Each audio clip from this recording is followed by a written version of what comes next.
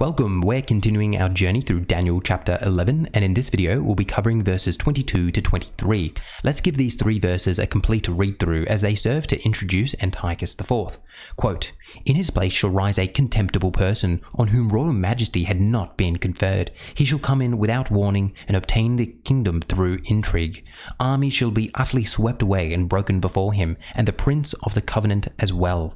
And after an alliance is made with him, he shall act deceitfully and become strong with a small party." End quote. Let's now break down verse 22. It says that armies shall be utterly swept away and broken before him.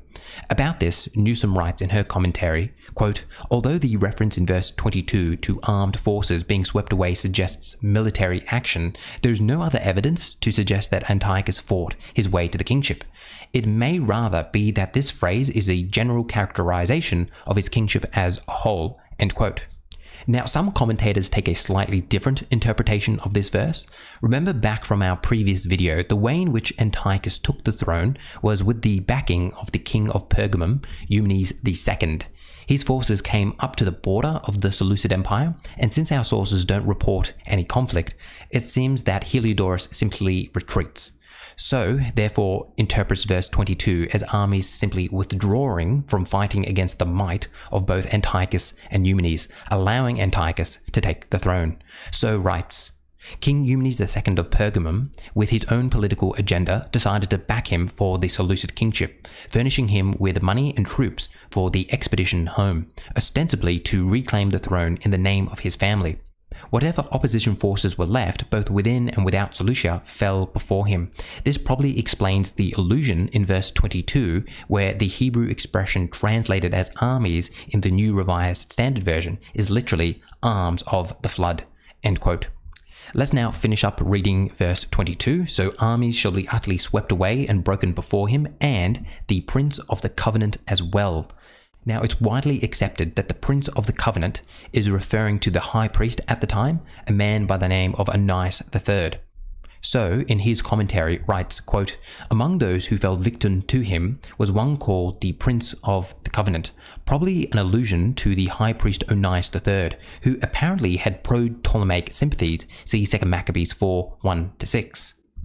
Jason, a brother of Onias, backed by the rich and powerful pro-Seleucid Tobiad family, was able to bribe the king for the position of high priest, see 2 Maccabees 4, 7-10.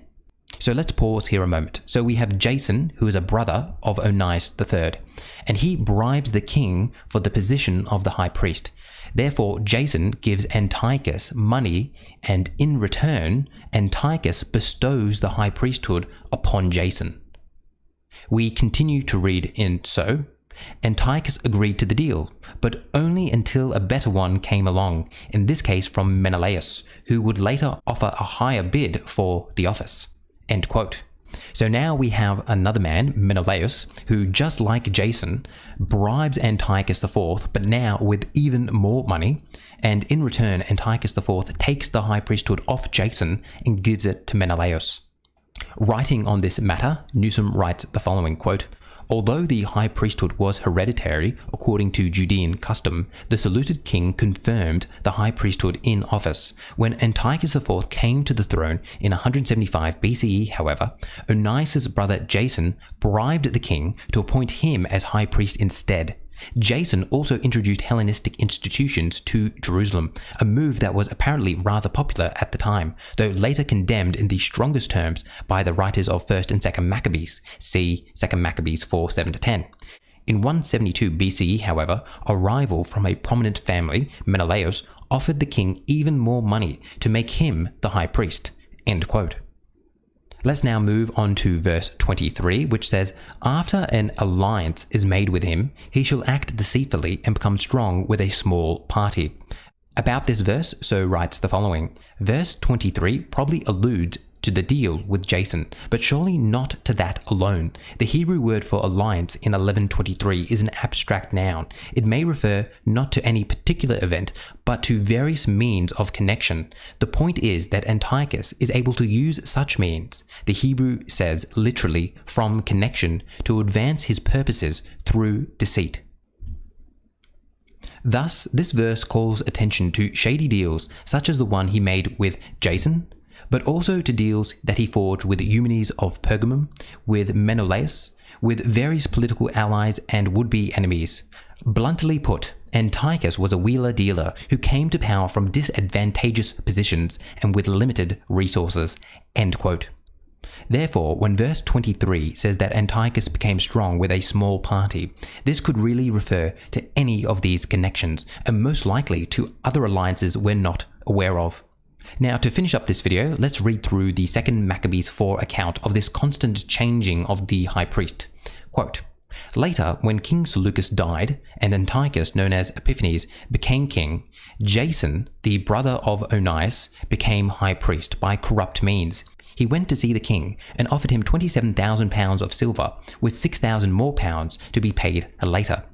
The king gave his approval, and just as soon as Jason took over the office of high priest, he made the people of Jerusalem change to the Greek way of life. Jason also did away with our Jewish customs and introduced new customs that were contrary to our law. With great enthusiasm, he built a stadium near the Temple Hill and led our finest young men to adopt the Greek custom of participating in athletic events. 3 years later, Jason sent Menelaus, brother of the Simon mentioned earlier, to take some money to the king to get his decision on several important matters. But when he stood before the king, Menelaus impressed him with his show of authority and offered him 22,500 pounds of silver, more than Jason had offered for his appointment to the office of high priest. As a result, Menelaus returned to Jerusalem with papers from the king confirming him as high priest. But he possessed no other qualifications. He had a temper of a cruel tyrant and could be as fierce as a wild animal. So Jason, who had cheated his own brother out of the office of high priest, was now forced to flee to the land of Ammon." End quote. As always, if you're enjoying these videos, your support would be greatly appreciated, so please consider supporting me on Patreon. Find the link in the description below. If donating isn't something you're able to do, it's still tremendously helpful if you hit that like button and leave a comment. And finally, make sure you're subscribed to get my next video. Thank you for watching until the end, and as always, I'll see you in the next one.